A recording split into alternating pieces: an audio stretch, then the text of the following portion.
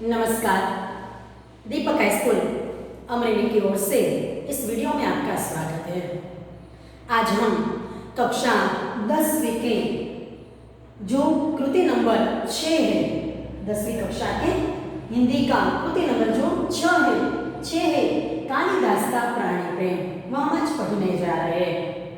तो कालिदास का प्राणी प्रेम, तो कालिदास शीर्षक हम समझेंगे। पहले कालिदास कौन थे? तो कालिदास संस्कृत साहित्य के महान कवि थे। यहाँ पर कालिदास की तस्वीर दी गई है। यह कालिदास जी है, संस्कृत साहित्य के महान कवि कालिदास।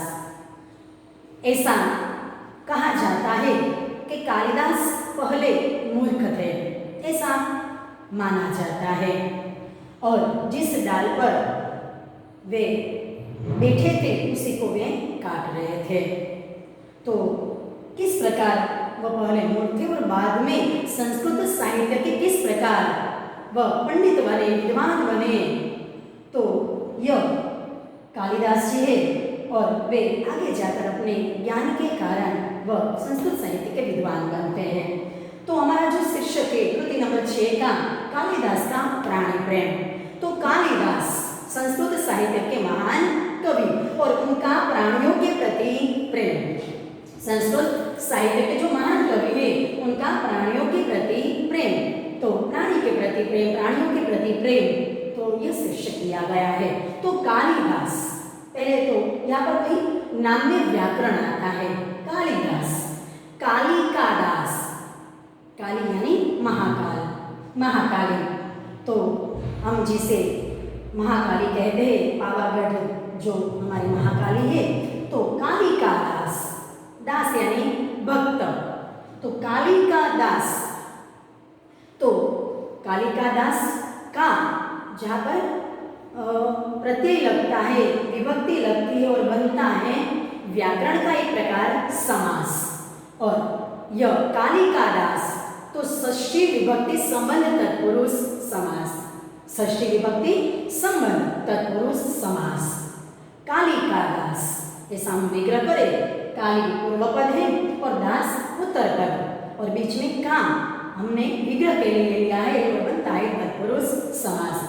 तो कालिदास का प्राणी प्रेम, तो कालिदास का प्राणी के प्रति प्रेम, तो यह भी तत्पुरुष समास है। प्राणी प्रेम, प्राणी के जो शब्द प्रत्यय आता है और बनता है तत्पुरुष समास। तो कालिदास का प्राणी प्रेम, यह इसके कालिदास की यहाँ पर तस्वीर दी गई है। लेकिन इस जो गद्य है इसके लेखक है मोहन राकेश जी। यहाँ पर मोहन राकेश जी की तस्वीर दी गई है।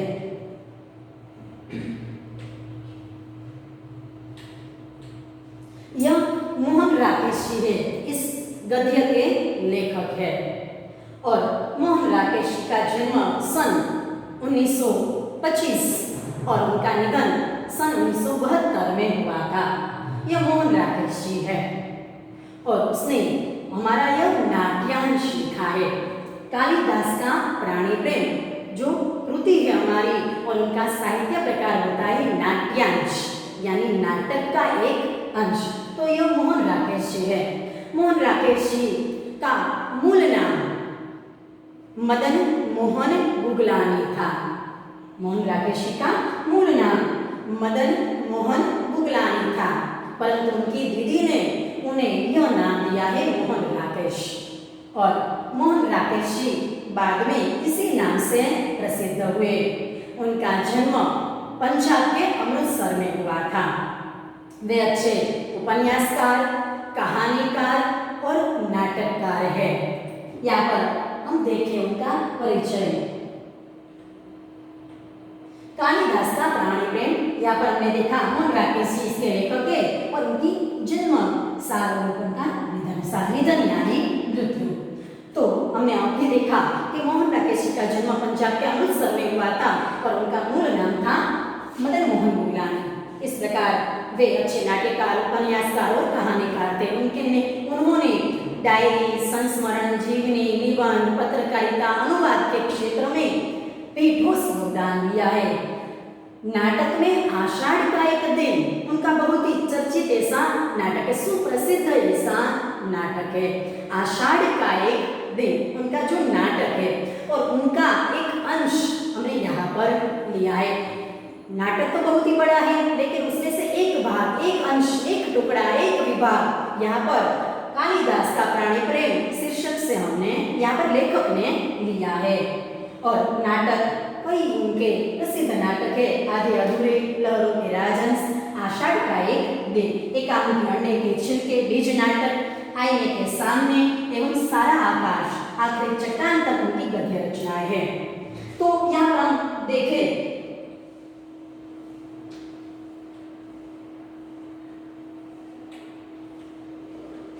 यह मोहन राकेश जी का नाटक है आषाढ़ का एक दिन। यह मोहन राकेश जी है और उनका यह नाटक यहाँ पे लिखा है मोहन राकेश जी। तो आषाढ़ का एक दिन उनका नाटक है और उनका एक अंश हमने यहाँ पे प्रस्तुत किया, यानी मोहन राकेश जी ने उनमें से एक अंश लिया है और उनका शीर्षक कालिदास का प्राणी प्रेम। तो मोहन राकेश जी यहाँ पर हम देखें तो यहाँ पर आषाढ़ का एक दिन में दो मुख्य पात्र है। नाट्यांश आषाढ़ का एक दिन, कालिदास का प्राणी प्रेम, हमारा जो गद्य है आषाढ़ का एक दिन, उस नाटक में से एक अंश के रूप में लिया गया है।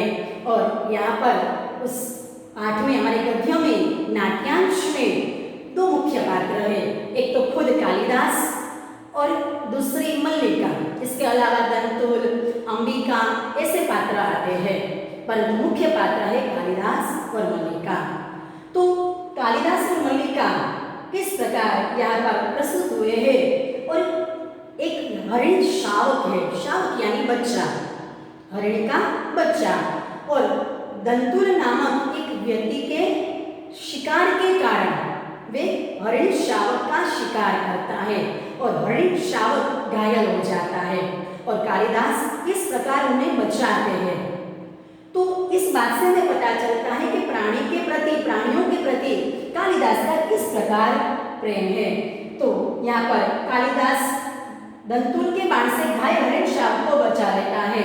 नाटिका में यह कहना है कि अगर हम प्राण नहीं दे सकते, लेखक मोहन राकेश जी कहते कि अगर हम किसी को प्राण नहीं दे सकते तो हमें किसी के प्राण लेने का भी अधिकार नहीं है। हमें किसी का, कभी किसी व्यक्ति के, किसी जीव जंतु, प्राणी, पक्षी के हमें प्राण लेने नहीं चाहिए। मारने वाले से बचाने वाला महान है। कालिदास हरिण शावक को बचाते हैं और इसीलिए कभी लेखक कहते हैं कि मारने वाले से बचाने वाला महान है। वस्तुतः दंतुल ने शिशु हरिण शावक को घायल कर दिया है, इसलिए इस प्रकार व्यंग्य बाण लेखक उस पर ही चलाते हैं। तो प्रस्तुत पाठ में या जीव दया की बात बताकर कालिदास का प्राणी प्रेम प्रकट किया है। पशु पक्षी हमारे मित्र है, अतः उनका हनन यानी मारना, उनकी हत्या नहीं हमें करनी चाहिए, हमें उनकी हत्या नहीं करनी चाहिए। पर्यावरण की रक्षा करें, पक्षियों का अनन्य महत्व है। हमें अगर पर्यावरण की रक्षा करनी है तो पशु पक्षी आदि सभी को हमें बहुत ही महत्व देना चाहिए। मानव जीवन विकास में प्राणियों का बड़ा योगदान है। प्राणी मानव के साथ है, इसलिए हमें उनका रक्षण करना चाहिए। तो यह पाठ का सारांश हुआ। तो किस प्रकार दंतुल के बाण से किस प्रकार हरिण शावक घायल होता है और वहां से हमारा जो नाट्यांश है वह शुरू होता है। आगे बढ़ते हैं हमारे गद्य की ओर, हमारी कृति की ओर, हमारे नाट्यांश की ओर। यह कालिदास, हमने अभी थोड़ी देर पहले महान कवि कालिदास की तस्वीर देखी थी। यह कवि कालिदास जी है। तो हमारे नाट्यांश की हम शुरुआत करते हैं। हमने शीर्षक भी देख लिया, लेकिन परिचय देख लिया। अब हमारे पाठ की ओर हम यहाँ पर देखते हैं। पाठ की शुरुआत में मैंने पहले ही बता दिया, पूर्व भूमिका बांध दी कि दंतुल के बाण से हरिण शावक घायल होता है और किस प्रकार घायल हरिण शावक को कालिदास अपने घर ले आते हैं, मल्लिका के घर, अपने नहीं लेकिन मल्लिका के घर ले आते हैं और किस प्रकार उनकी सेवा करते हैं, यह बात यहाँ पे बताई गई है। तो उसी वक्त जब हरिण शावक घायल होकर जब जमीन पर गिरा था, उस वक्त अनायास कालिदास वहां पर पहुंच जाते हैं, वहां होते हैं और किस प्रकार वे हरिण शावक को अपने घर ले आते, मल्लिका के घर ले आते हैं, उनकी बात से हमारा नाट्यांश शुरू होता है। कालिदास एक हरिण शावक को बाहों में लिए पुचकारता हुआ आता है। कालिदास हरिण शावक, तो यह व्याकरण, शावक यानी बच्चा, हरिण यानी हिरण, हरिण, तो हरिण का शावक, हरिण का बच्चा, हरिण का शावक, तो यह व्याकरण हुआ समास। हरिण जो पूर्व पद है, शावक उत्तर पद है, का से मतलब विग्रह, विग्रह यानी गुजराती में हम कहें तो छूटू पाड़ो, तो हरिण का शावक, हरिण का बच्चा, तो यह होता है षष्ठी विभक्ति संबंध उत्तर पुरुष समास। जब आप पाठ देख रहे हैं, समझ रहे हैं, तो उस वक्त अपने पुस्तक में इसकी नोंद करते रहिए।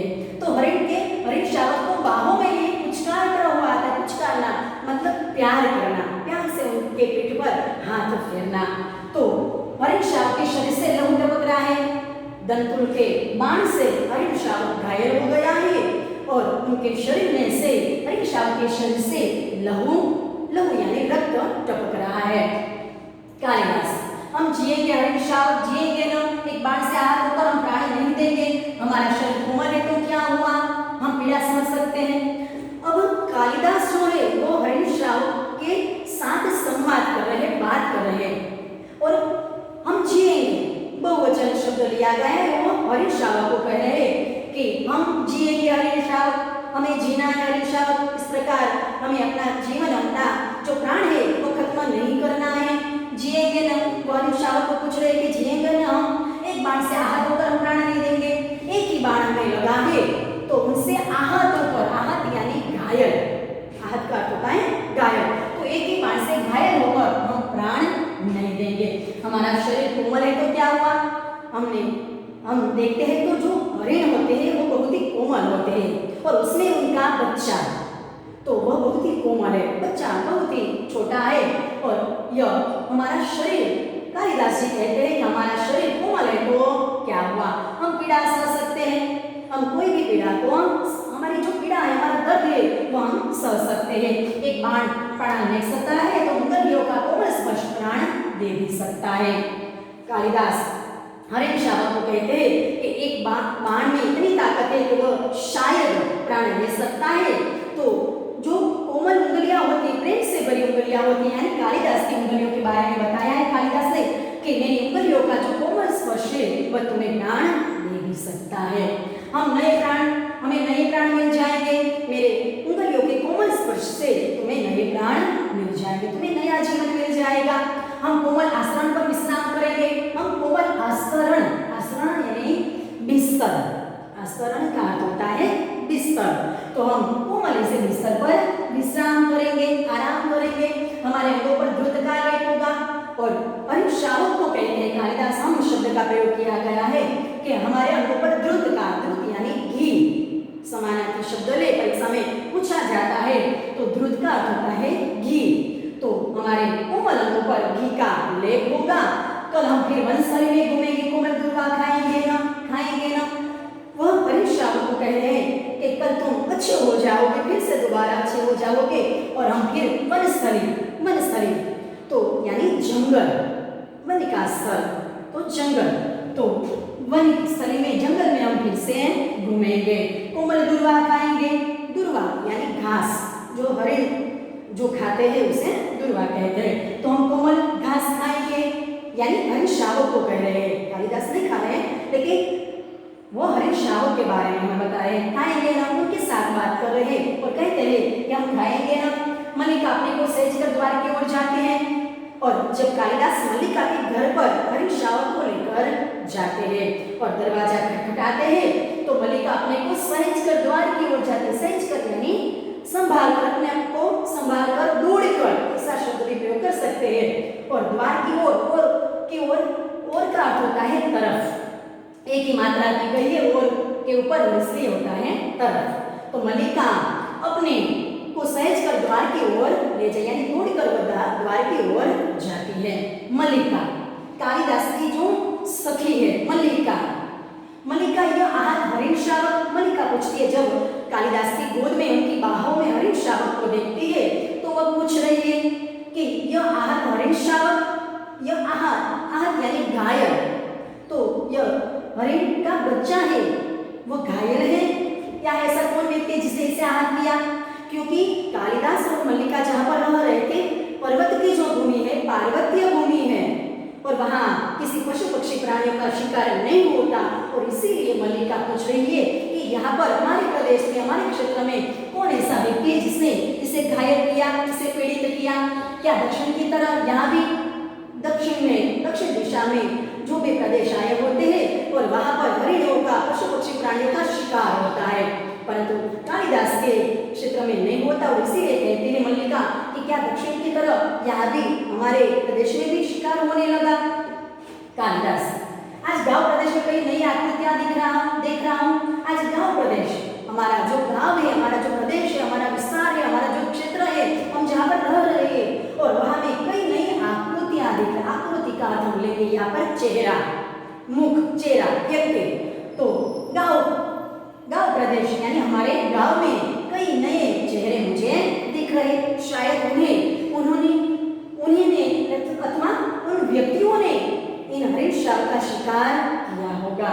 ज़रोखे के पास जाकर आसन पर बैठ जाता है और इस प्रकार वे हरिण शावक को बाहों में लेकर कालिदास ज़रोखे के पास, ज़रोखा तो आज की आधुनिक भाषा में जिसे हम गैलरी कहते हैं, तो ज़रोखे के पास जाकर आसन पर बैठ जाते हैं कालिदास। राज्य के कुछ कर्मचारी आए हैं। कालिदास मल्लिका से कहते हैं कि उज्जैन नगरी है, जो राज्य है, वहां से कुछ कर्मचारी हमारे प्रदेश में आए हुए हैं। हरिण शावक को वक्ष से सटाकर थपथपाने लगता है और हरिण शावक को अपने वक्ष यानी छाती, तो अपनी छाती के साथ सटाकर यानी लगाकर वह उस पर थपकियां देने लगता है, यानी कालिदास उसे प्रेम से उस पर हाथ फेरने लगते हैं। हम सोएंगे, हाँ हम थोड़ी देर सो लेंगे तो हमारी पीड़ा दूर हो जाएगी, परंतु उससे पहले हमें थोड़ा दूध पी लेना है। मल्लिका थोड़ा दूध हो तो किसी भांजन में ले आओ।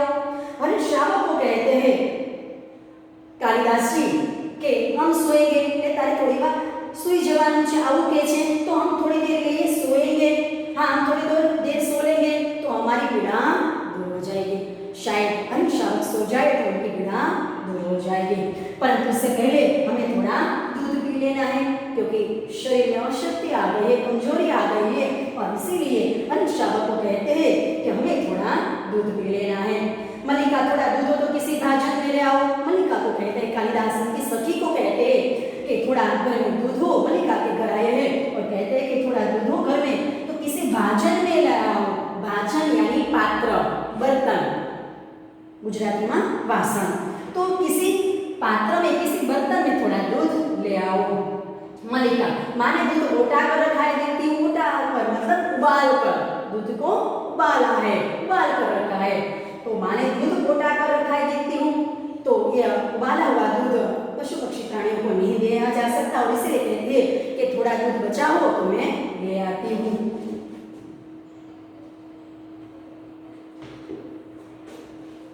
चूल्हे के निकट रखे बर्तनों के पास जाकर देखने लगती है, तो मल्लिका चूल्हे के निकट रखे बर्तनों के पास जाकर देखने लगती है कि दूध है या नहीं। अब जो यहाँ पर तस्वीर दी गई है यह मल्लिका है और यह हरिण शावक है, तो किस प्रकार अपनी बाहों में उसे लेकर थपकियां दे रही है, उसकी यह तस्वीर है। तो यह मल्लिका की तस्वीर दी गई है और यह हरिण शावक है।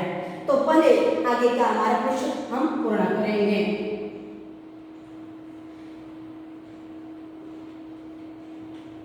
मानी दूध उठा कर रखा है, देखती चूल्हे के निकट रखे बर्तनों के पास जाकर देखने लगती है। चूल्हे के निकट जो बर्तन रखे हैं उसके पास जाकर देखती है कि दूध है या नहीं। अभी 2-3 राज कर्मचारी तुमने घोड़े पर जाते देखा है। अभी मल्लिका अपनी खिड़की में से देखती है तो अभी तो एक ही शब्द दोबारा आया और इसीलिए यह बनता है अव्ययी भाव समास।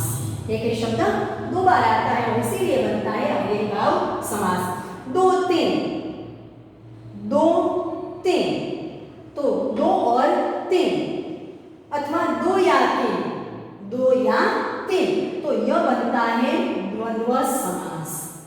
जहां पर पूर्व पद और उत्तर पद दोनों मुख्य होते हैं और तब बनता है द्वंद्व समास। यह द्विगु समास नहीं है क्योंकि उत्तर पद भी संख्या दिखाता है। द्विगु जो समास होता है वहां पर पूर्व पद ही संख्या दिखाता है, इसलिए दोनों पूर्व पद और उत्तर पद संख्या दिखाते हैं और इसीलिए बनता है यह द्वंद्व समास। यह अव्ययीभाव समास है। तो अभी अभी मल्लिका कहती है मैंने अभी अभी राज कर्मचारियों को घोड़े पर जाते देखा है। माँ कहती है कि जब भी ये लोग आते हैं कोई ना कोई अनिष्ट होता है। मल्लिका अपनी माता के बारे में कहती है जिसका नाम है अंबिका, और कहती है कि माता कहती है कि जब भी राज्य के कर्मचारी होते हैं तो कोई ना कोई अनिष्ट होता है। अनिष्ट यानी बुरा होता है। वर्षा के रोमांच के बाद मुझे ये सब बहुत ही विचित्र लगा। थोड़ी देर पहले ही बारिश हुई थी और इसीलिए वर्षा के रोमांच के बाद, रोमांच यानी प्रसन्नता, आनंद के बाद मुझे ये सब बहुत ही विचित्र लगा। दूध का बर्तन उठाकर दूध खुले बर्तन में उड़ेलने लगती है। थोड़ा दूध घर में है और इसीलिए दूध का जो पात्र है, बर्तन है और जो भाजन है, भाजन उनका समानार्थी शब्द है, तो दूध का बर्तन उठाकर दूध खुले बर्तन में उड़ेलने लगती, उड़ेलना मतलब डालने लगती है। माँ आज बहुत रुष्ट है। कालिदास को कहते हैं मल्लिका कि आज माता जो है उनकी, मल्लिका की जो माता है वो बहुत ही नाराज है। रुष्ट यानी नाराज है। कालिदास रेशा को बाहों से झुलाने लगता है, परंतु कालिदास उनकी ओर ध्यान नहीं देता, मल्लिका की बातों पर ध्यान नहीं देता और उनका जो ध्यान है वो हरिण शावक में है और इसीलिए कालिदास हरिण शावक को बाहों में लिए, अपनी बाहों में लिए वह झुलाने लगता है। तो यहाँ पर हमने यह पहला पृष्ठ देखा। आगे का जो हमारा वीडियो है वो उसका जो आगे का जो कृति है, आगे का जो पाठ है हम दूसरे वीडियो में देखेंगे।